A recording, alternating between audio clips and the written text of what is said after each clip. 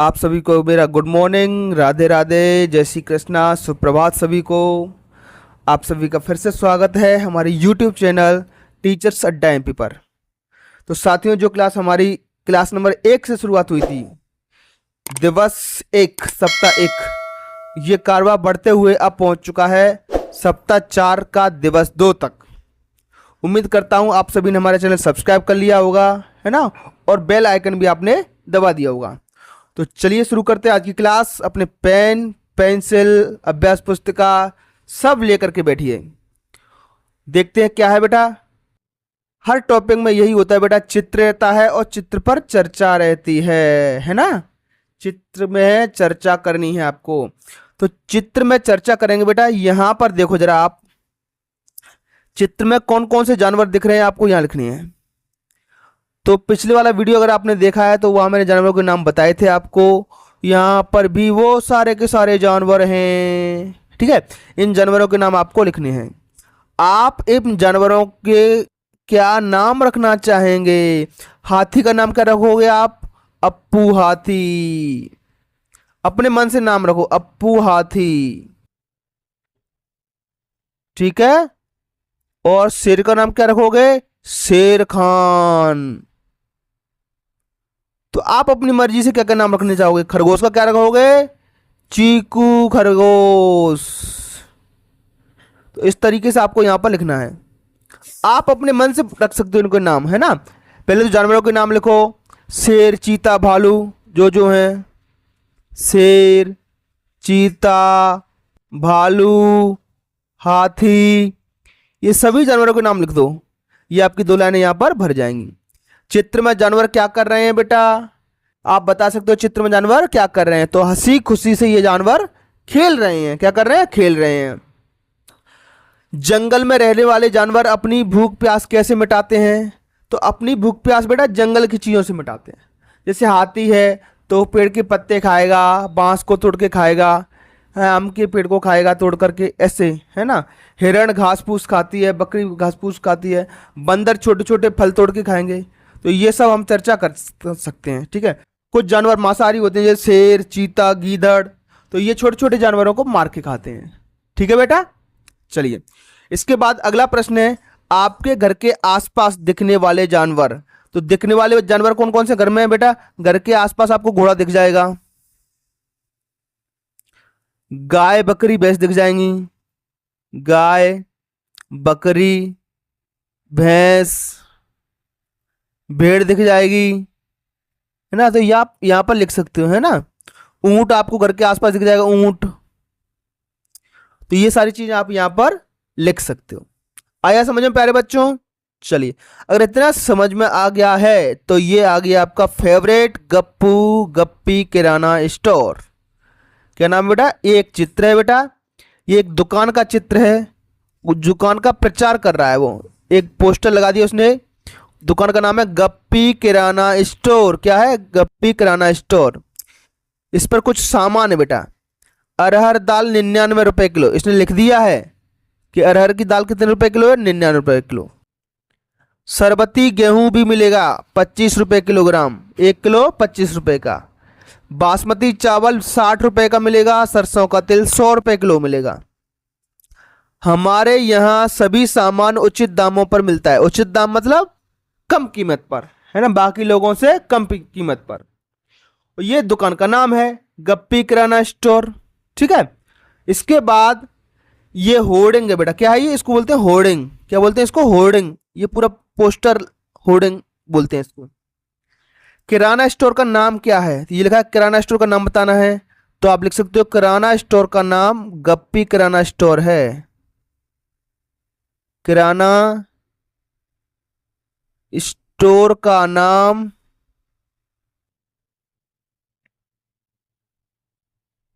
गप्पी किराना store है।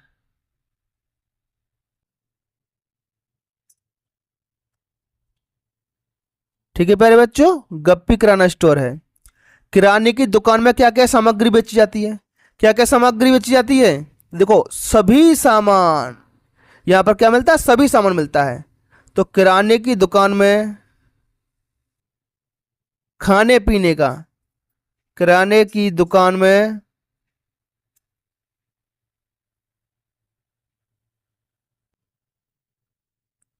खाने पीने का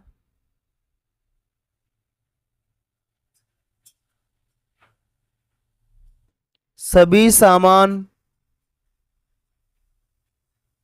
बेचा जाता है। ठीक है बेटा, सभी सामान बेचता है, यहां पर लिखा भी है, यहां पर सभी सामान उचित मूल्य पर मिलता है। जिन बच्चों ने हमारे चैनल सब्सक्राइब नहीं किया बेटा, अभी सब्सक्राइब कर लीजिए, लाइक बटन दबा दीजिए और कमेंट बॉक्स में अपना नाम मुझे बता सकते हो, अपने जिले का नाम बता सकते हो, जिस जिले से आप हमारा ये वीडियो देख रहे हो। अगला बेटा, गप्पी किराना स्टोर में बासमती चावल का क्या भाव है? तो आप देखोगे बेटा, बासमती चावल 60 रुपए किलो लिखा हुआ है। ठीक है, चाहो तो आप पूरा आंसर लिख सकते हो या लिख सकते हो केवल 60 रुपए किलोग्राम, इतना शॉर्ट में भी आंसर लिख सकते हो, है ना, क्योंकि बेटा आपको मैंने सिखा दिया है आंसर किस तरीके से लिखते हैं, तो आप यहाँ पर शॉर्ट में भी लिख सकते हो। देखो ये लिखा बासमती चावल 60 रुपए किलोग्राम, तो लिख दो उत्तर में बेटा बासमती चावल 60 रुपए किलोग्राम। शॉर्ट में लिख रहे हैं इस बार उत्तर हम, बासमती चावल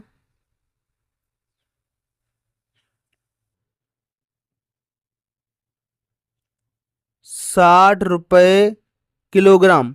इसका मतलब बेटा 1 किलो 60 रुपए का चावल मिलेगा। चलिए, इसके बाद बेटा मुहावरों में प्रयोग करना है। चारों खाने चित हो जाना मतलब हार जाना, इसका मतलब होता है बेटा हार जाना। ये कहावतें हैं, मुहावरे बेटा आपको याद रखने हैं। इनमें क्या, किसी बात को सीधे सीधे न कहते हुए घुमा फिरा करके कहते हैं। जैसे चारों खाने चित हो जाना, है ना, जैसे भारत ने पाकिस्तान को चारों खाने चित कर दिया, इसका मतलब है हरा दिया।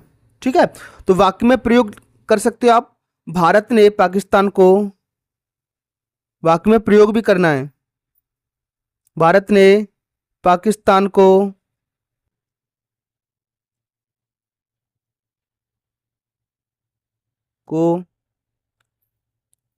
चारों खाने चित कर दिया, चारों खाने चित कर दिया, इसका मतलब पाकिस्तान को हरा दिया। ठीक है, तो ये बात तो आपके वाक्य में आनी चाहिए। इसके बाद मजा चखाना, मजा चखाना मतलब सबक सिखाना होता है ना, किसी को सबक सिखाना होता है,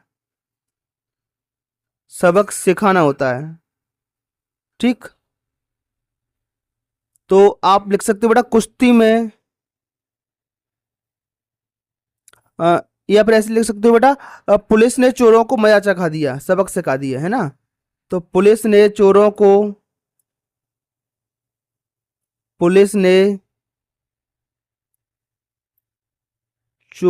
को मजा चखा दिया।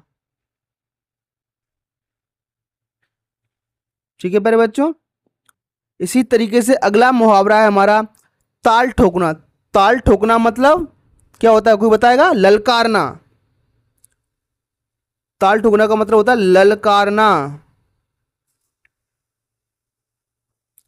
तो आप वाक्य में प्रयोग कर सकते हो, कुश्ती में, कुश्ती मतलब पहलवानी की जो कुश्ती होती है, दंगल, कुश्ती में दोनों पहलवानों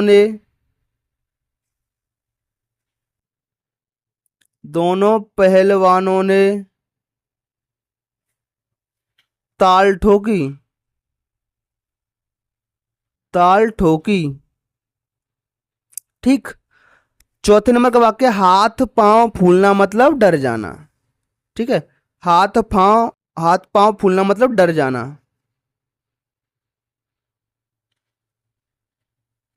तो घर में चोरी की खबर सुनकर, घर में चोरी की, या ऐसे ऐसे लिख दो आप, घर में शेर को देखकर, घर में शेर को देखकर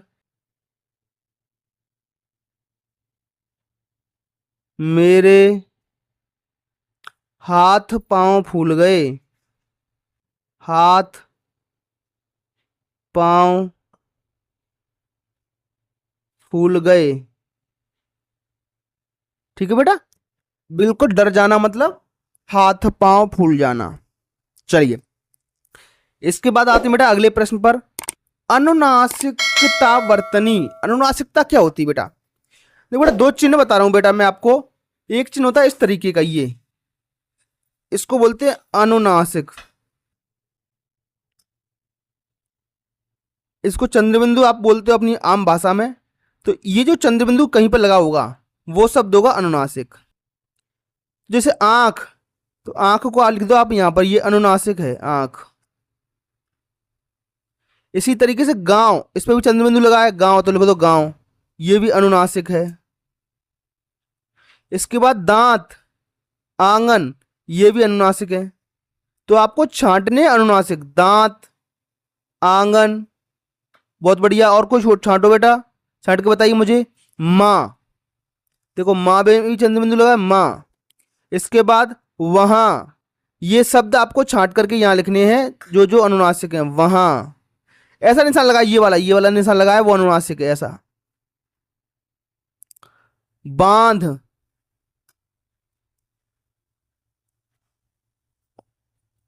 मोह, आप सारे के सारे लिखने हैं आपको, मोह छांट कर के लिखिए जरा। हंस, हंस। बूंद, बूंद। सारे छिट गए बेटा, कोई भी रह गया हो तो उसको भी आप लिख सकते हो। तो इन सभी को हम कहते हैं अनुनासिक, याद रहेगा। चलो, एक और होता है बेटा, अगर किसी पर ऐसी मात्रा लगी अंग वाली तो उसको अनुस्वार कहेंगे। क्या कहेंगे उसको? अनुस्वार। याद रखना, कभी आगे अनुस्वार भी पूछ ले आपसे। ठीक, तो चंद्रबिंदु लगा इस तरीके का, वो अनुनासिक होगा, और अंग की मात्रा लगी है वो अनुस्वार होगा। याद रहेगा, जैसे अंक, अंक लिखा होता अंक, तो ये अनुस्वार होता। ठीक है प्यारे बच्चों, चलिए, उम्मीद करता हूं बेटा आपको ये समझ में आ गया होगा। चलिए आगे बढ़े। चलिए, दिए गए शब्दों के वचन बदलकर लिखने हैं। वचन देखो, इससे संबंधित एक्सरसाइज पिछली क्लासों में भी आई थी, है ना, आप देख लेना मेरी वीडियो, वहां पर मैंने आपको एक वचन से बहुवचन बनाना बताया था। जैसे लड़का, एक लड़का होगा तो बोलेंगे लड़का, और एक से ज्यादा लड़का होंगे तो उसको बोलेंगे लड़के। तो आपको पहचान करनी है कि ये एक वचन लिखा है कि बहुवचन लिखा है। अगर एक वचन लिखा है तो आपको बहुवचन बनाना है, अगर बहुवचन लिखा हुआ है तो आपको एक वचन बनाना है। ठीक है, तो ये कह रहा है वचन बदलिए, वचन बदलिए, एक वचन हो तो बहुवचन। तो गन्ना, ये एक गन्ना है, एक गन्ने को गन्ना कहते हैं, तो इसका बहुवचन बना दो गन्ने, एक वचन, इसका बहुवचन कर दीजिए। पोटलियां, ये बहुवचन है तो इसका एक वचन कर दो पोटली, एक पोटली को पोटली कहेंगे। पुस्तक, ये एक की बात कर रहा है तो पुस्तक है, इसका बहुवचन कर दो पुस्तक है। ठीक, चूहे, ये बहुवचन है बेटा, तो चूहे का एक वचन होगा चूहा। लड़की, लकड़ी है, लकड़ी, लकड़ी, ये एक वचन है तो इसका बहुवचन करो लकड़ियां, लकड़ियां। बात, एक वचन तो बातें, बातें, ये इसका बहुवचन हो गया। ठीक है प्यारे बच्चों, चलिए, धारा प्रवाह पठन है, एक छोटी सी कुछ कहानियां हैं 3-4 लाइन की, उसके बाद प्रश्न आएंगे, तो अच्छे से पढ़िए जरा, इनके जवाब भी आपको देने पड़ेंगे। मदन अपनी माँ की आंखों का तारा था। आंखों की तारा मतलब बेटा बहुत प्यारा होना, है ना, ये एक मुहावरा है। मदन के पिता बहुत समय पहले भगवान को प्यारे हो गए। भगवान को प्यारे, ये भी एक मुहावरा है। भगवान को प्यारे हो गए मतलब मर गए, खत्म हो गए, उनकी मृत्यु हो गई। अब मदन ही अपनी माँ के बुढ़ापे की लाठी था। बुढ़ापे की लाठी मतलब एकमात्र सहारा। जैसे बुढ़ापे में हमें लाठी की जरूरत पड़ती है चलने के लिए, तो उसी प्रकार जो मदन की माँ थी, है ना, तो वो माँ का अंधे की लाठी थी, बुढ़ापे का सहारा था। एक दिन वह शाला से लौटकर आ रहा था, अपने स्कूल से लौटकर आ रहा था, तब उसे एक सांप दिखाई दिया। क्या सांप दिखाई दिया? सांप। सांप को देखकर उसका पसीना छूट गया। पसीना छूट गया मतलब डर गया। मदन ने अपने आप को संभाला और पीछे हट गया। कुछ देर बाद सांप वहां से चला गया। मदन ने चैन की सांस ली। चैन की सांस मतलब उसको अब राहत मिली, ठीक। और घर आ गया। उसकी माँ घर पर उसकी राह देख रही थी। राह देख रही थी मतलब इंतजार कर रही थी। तो इस 3-4 लाइनों में बहुत सारे मुहावरे हैं, है ना। चैन की सांस ली, राह देखना, इस तरीके से। अब आपको बेटा मदन ने चैन की सांस ली। चैन की सांस ली मतलब क्या लिखा, चैन की सांस कब ली? तो सांप के जाने के बाद। कुछ लिख सकते हो आप बेटा, सांप के जाने के बाद। मदन के पिता भगवान को प्यारे हो गए। भगवान को प्यारे हो गए क्या मतलब है, बताओ जरा। म- उसके पिता मर गए। भगवान को प्यारा होना है मर जाना। शॉर्ट में लिख रहा हूं बेटा, मर जाना, ठीक है। चलिए, मदन की मां उसकी प्रतीक्षा कर रही थी। इस बात को बताने के लिए मुहावरे में, मदन की मां उसकी प्रतीक्षा कर रही थी। तो प्रतीक्षा कर रही थी मतलब राह देख रही थी। बस आया तो बस सांप जी, सांप को देखकर पसीना छूट गया, संभाला। देखो, प्रतीक्षा कर रही थी मतलब उसकी राह देख रही थी, ठीक है ना। मदन की मां उसकी प्रतीक्षा कर रही थी। इस बात को बताने के लिए मुहावरे का प्रयोग किया है। तो राह देखना, ये रही है राह देखना। तो आप लिख सकते हो प्रतीक्षा करने को बोलते हैं राह देखना। राह देखना शॉर्ट में लिख दो, आंसर आपका सही माना जाएगा। तो इसी को बोलते हैं प्रतीक्षा करना, को बोलते हैं राह देखना।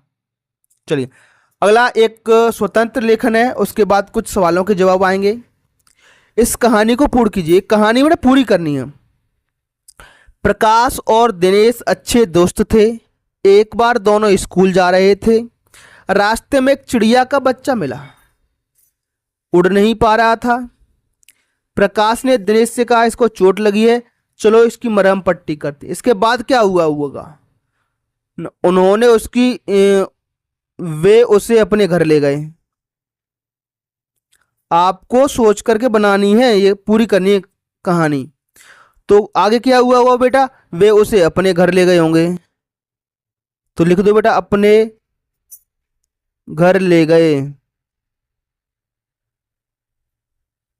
फिर क्या क्या हुआ, उसकी मरहम पट्टी की होगी। उसकी मरहम पट्टी की।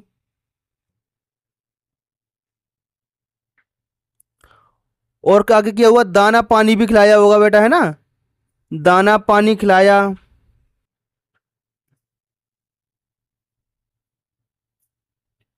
फिर क्या किया होगा बेटा, बताओ जरा। अपने मन से बनानी है, आपके मन में क्या आ रहा है वही। फिर जब वो चिड़िया ठीक हो गई, जब वह चिड़िया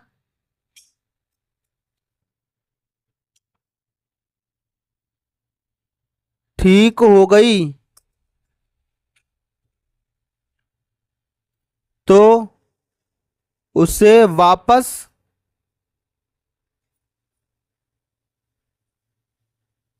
उसके माता पिता के साथ छोड़ दिया। माता पिता के पास छोड़ दिया। तो इस तरीके से बेटा ये कहानी आपको पूरी करनी है, ठीक है बेटा। चलिए, इतना समझ में आ गया, तो चलिए आगे बढ़ते हैं। अगला प्रश्न है बेटा आपका, एक कुछ अखबार की कटिंग है बेटा, है ना। अखबार में एक ऐसी खबर आई है, भोपाल के नन्हे खिलाड़ी दीर्घ, खिलाड़ी का नाम है दीर्घ, ने जीता इंटर स्कूल शतरंज खिताब। और ये बेटा पृष्ठ क्रमांक 1 वर्ष 2023 का है। 2023 का अखबार है। एक खिलाड़ी है दीर्घ, उसने इंटर स्कूल शतरंज खिताब जीता है। ये कहानी पढ़ लो। भोपाल शहर के 11 साल के नन्हे खिलाड़ी दीर्घ श्रीवास्तव ने स्कूल शिक्षा विभाग द्वारा आयोजित संभाग स्तरीय विद्यालय शतरंज प्रतियोगिता में बालक वर्ग का खिताब जीता है। आवासीय खेलकूद विद्यालय सीहोर में आयोजित की गई। अब वे भोपाल संभाग की टीम की ओर से स्टेट प्रतियोगिता में खेलने के लिए हरदा जाएंगे। वे सागर पब्लिक स्कूल में कक्षा 6वीं के विद्यार्थी हैं। बच्चा कहाँ पढ़ता है, कौन सा स्थान आया, ये प्रतियोगिता कहाँ हुई थी, है ना। तो ये सब इसमें बताया गया है। तो प्रश्न है बेटा, दीर्घ श्रीवास्तव ने किस खेल प्रतियोगिता का खिताब जीता। तो उसने जीता था इंटर स्कूल शतरंज खिताब। क्या जीता है? Inter school. ठीक है, तो यहां लिख दो आप इंटर स्कूल शतरंज प्रतियोगिता। इंटर स्कूल शतरंज प्रतियोगिता ये खिताब जीता है ना। प्रतियोगिता खिताब जीता। ठीक है प्यारे बच्चों, चलिए आगे बढ़ते हैं बेटा। चलो ये अभ्यास यहाँ पर खत्म हो चुका है ना बेटा। तो आज की क्लास में सिर्फ इतना ही बेटा। आगे हमारी जो अगली क्लास होगी वो दिवस 3 के बारे में होगी। हमारे वीडियो पर आने के लिए, हमारे चैनल पर आने के लिए बेटा आपका बहुत बहुत धन्यवाद। इसी तरीके से अपना प्यार हमें देते रहिए, हमारे सारे वीडियो देखते रहिए। Thank you.